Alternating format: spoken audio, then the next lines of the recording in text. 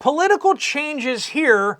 And one of the biggest surprises recently has been how young people are rejecting leftism and woke ideology like hasn't been seen in generations. But that's just politics. And that does change things, perhaps maybe for a decade, maybe for a little bit longer, but change can kind of just flow right on back. However, something even more exciting seems to be brewing beneath the surface, and this is a cycle that we've seen in history. And this is that on college campuses and amongst young people, there seems to be revival brewing. Now, you may have heard, a year and a half ago, I went out to Asbury University, or maybe it was just a year ago, and something was happening there. But that was just the tip of the iceberg. We're now seeing a movement across colleges that you would not expect to hear the words spiritual revival about, right? Auburn University, Florida State University, one of the biggest party schools out there, University of Alabama, University of Georgia, University of Tennessee, University of Arkansas, Texas A&M, Ohio State University. A lot of these gatherings recently have been gathering thousands and thousands of students at each of these universities. A lot of these have been organized by a group out there called Unite US, which labels itself a movement that grew out of a large evangelistic and worship gathering at Auburn University. Now, if you're not a Christian and you're kind of like, I don't really care, I promise you, tens of thousands of students radically shifting their worldview from atheism and evolution and what they've been indoctrinated at these schools to a Christian worldview. I promise you, this is one of the biggest stories out there, and nobody's covering it. Christian Broadcasting Network is calling this the Greater Awakening. Now, that's hearkening back to what was dubbed back in time the Great Awakening of the 1740s, which set the stage politically, spiritually, and equipped some of the language and the morality that was led into the Declaration of Independence and the American Revolution. During the American Revolution, this was very much on people's minds, and the religious shift that happened was part of the breaking with England.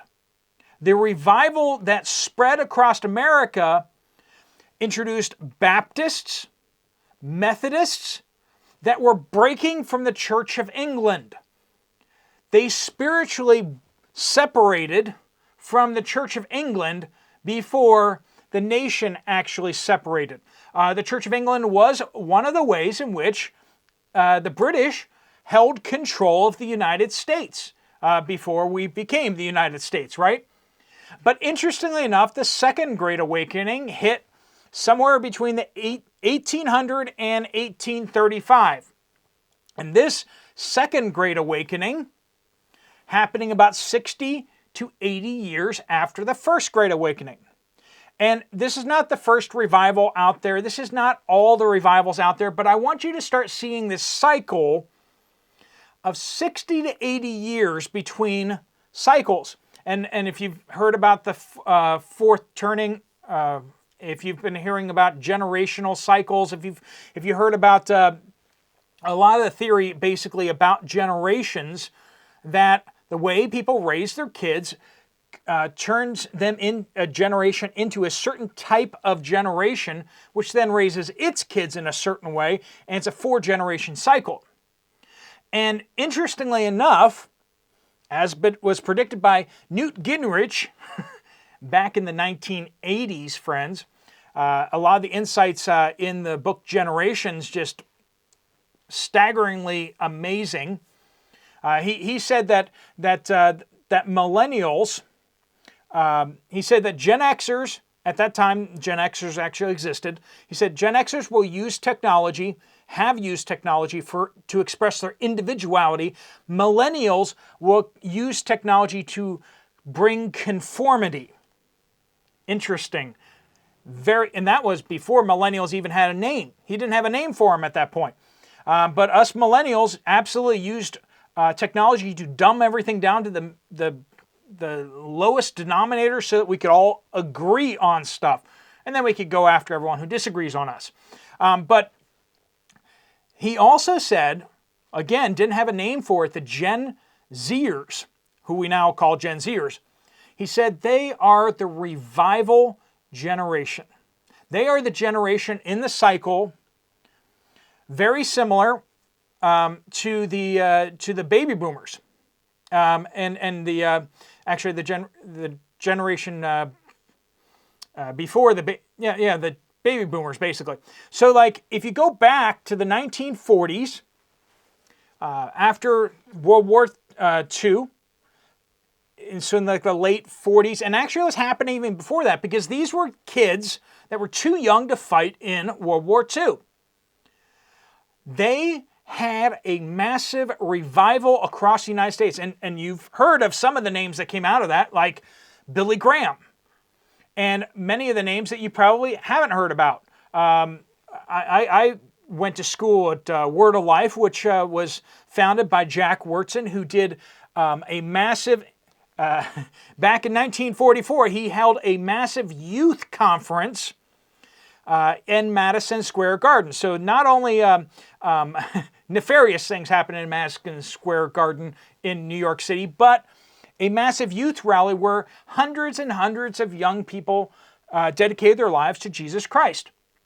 And this is happening again here. Across the United States, in universities, we're seeing a spiritual awakening that is shifting demographics like you haven't seen in, like I said, in generations. More young men right now are now identifying as religious than young women. And when you see that, that's a shift. Because generally speaking, more women identify as religious than young men do, normally. But in revival cycles, in revival times, you actually see it switches. When there is genuine excitement and something real happening, the men usually are the first adopters. Women are, they kind of follow more. They kind of do as, this isn't vast oversimplifying, but when a church dies, it usually, the men all just like, this is dead, this is stupid, we're leaving. And that's generally what happens is the men leave. And usually what you have left are the old women, right? I mean, that's, you've experienced that, right? You go to a lot of churches that are kind of dead, and they just turned into social clubs, and the women go there. And the men are kind of like, that isn't for me. But when really interesting, deep things are happening, you see that actually men get more engaged. And they kind of lead the way. In the last 12 months at Unite U.S. gatherings on campuses, mostly in the South, more than 2,000 salvation decisions and 800 baptisms have been recorded. Now, you may not know how that feels or what that number looks like. That's just at these events. And these Gen Zers, we're told, aren't supposed to be into this kind of thing. They're not into high pressure. They don't like standing up in front of people, generally speaking. And to make those public professions of faith is kind of like against the whole generational thing. And yet that's what we're seeing. And we're seeing countless more people converting to Christianity because they've seen the emptiness of the woke liberalism agenda. And this is definitely playing a part in the political sphere here too. We've seen that the majority of young men actually voted for Trump, whereas a slight majority of women voted for Harris, of young women, right? And so that break has happened, and then we see that the young men are becoming more religious. Interesting. because that's not how these things normally work demographically. So we've seen Auburn University is where this kind of kicked off in 2023. And we saw the Asbury revival just last year.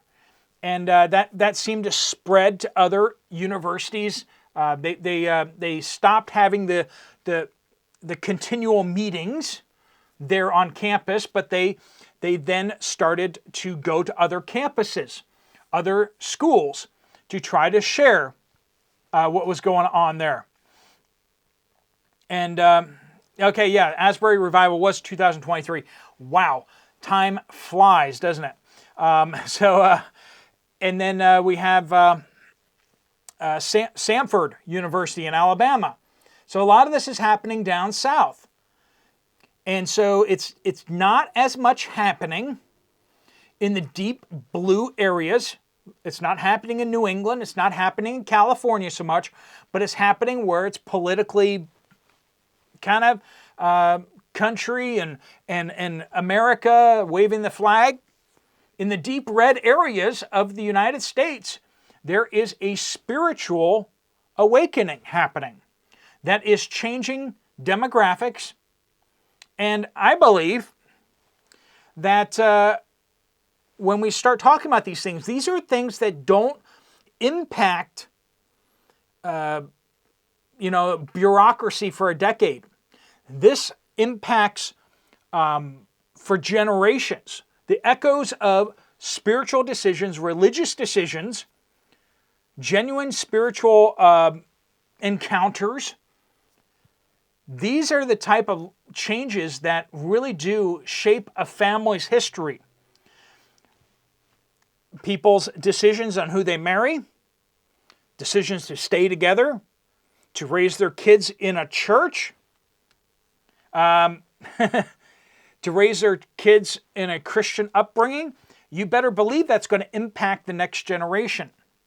Now, the next generation may find that to be stifling and may rebel against that, but generally what we see is when people convert to Christianity as a first-generation believer, oftentimes they are successful in passing their zeal and ardor on to their next generation. It's the third generation where it's a little harder for it to get passed on, but even then it still usually sticks. It's really in the fourth and fifth generations where you really start seeing more of a drop-off. Now that's, like I said, painting in broad brush strokes. When you look at the numbers, I went to seminary. I did 4 years in seminary, and this is I have a I am reverend technically, but I'm ordained as a minister. And so, yeah, I know this kind of stuff. I have seen this. And I'm trying to make it so that it's not so... I'm trying to approach this from a demographic and perspective where you guys who aren't not Christians or are not on board with that can understand the impacts of this. And also for those of you who are believers like I am, who are Christian, Bible-believing followers of Jesus, can also understand that it's not just, people's salvation is so very important and people's personal life decisions. But it is going to also impact the society at large, the generation as a whole. And this is going to have ripple effects. People who have genuine conversion experiences have a tendency to help other people have genuine conversion experiences. The thing that defeats an idea is a better idea. And I said this back during the global war on terror, and I put my life where my mouth was, in saying that instead of sending troops to other countries, we need to send missionaries to other countries. We don't need to inject our politics and democracy into these other countries. What we need to do is inject Christianity into these other countries. And that's what I did. I went into harm's way and worked in Afghanistan doing humanitarian work and the neighboring countries. it was dangerous, okay? It was dangerous. Many of my prayer supporters prayed a lot for my safety. Now, honestly, I was more likely to perish from our car going off the side of a cliff than actually hostile engagements. But, that was a reality. Like I said before, I tried to go back for 2 more years, and I couldn't because my team got actually taken hostage by ISIS. And so, it was dangerous. But I went into harm's way, not carrying a weapon and not coming to bring democracy, but to bring the idea of radical Christianity as opposed to radical Islam. Because that is what is having the biggest impact in the Middle East, especially in places like Iran, where the Christian church is rapidly growing because people are so done with radical Islam. They've seen it, and they hate it. They hate what they've seen of radical Islam. And the people, by and large, are looking for something else. And the same thing's happening in the United States. Youth who have been beaten down and indoctrinated so badly with all this crazy woke ideology, they found it empty, and they're looking for something real. And friends, whether you're atheist, whether you're another religion or whatever, you can't deny the fact that in its raw, when you strip the religiosity, you strip the symbols, the robes, Christianity at its core is highly transmissible as an idea. You see whole countries radically transformed by it in history as well as even today. Kenya has had a massive revival in the last couple of generations, in the last number of years. And we've seen the work that I've been part of in Kenya has seen thousands and thousands of pastors and thousands of churches started just recently, even in places like India, where Christianity is spreading, even amidst great persecution. So we have this ideology that is starting to really gain traction amongst young people. So when we say things like 800 decisions for Christ, just at these meetings, just at a few meetings, those 800 are impacting more and more. Thousands of people baptized, making public professions of faith. These type of things are really impacting. David Kinnaman, CEO of Barna Research, said a Barna study on teenagers' beliefs called the Open Generation should give the church reason for hope in this generation. The study indicates that young people may be fueling this rise in spiritual hunger. Overwhelmingly, Christian teens today say that Jesus still matters to them. Now, this is Christian teens. These are kids that grew up in the church or who are attending a church for some reason. 76% say Jesus speaks to me in a way that is relevant to my life. These are not kids. 76% of kids going to church are not sounding like kids who are being dragged by their ear in. It seems like they're there for a reason and they're finding answers that they're not finding in school. Climate change is a religion. It's a religion. And it's empty. It's empty.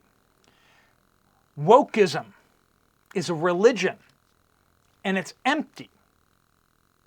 These ideas are new, and they're just dumb overall. When we talk about the ancient power of Jesus and his teachings, believe me, that's going to have an impact on society. And it seems to be gaining traction, particularly amongst the youth. Revival seems to be spreading. And friends, that may really change politics, that may change our economy, that may change society for generations to come. I hope so, because that's truly the only thing I believe that will change our society over the long haul and turn this ship around is genuine spiritual, moral revival and a turning back to God. If you're like me, please be praying for that to come. And if you don't believe in all that, you might want to still pay attention because you'll probably see some good things along the way. All right, friends, thanks so much for joining with us. If you want to check out another video from this channel, the latest one is right up here. I'll see you over there, or I'll see you guys later. Steve Poplar of the Poplar Report out.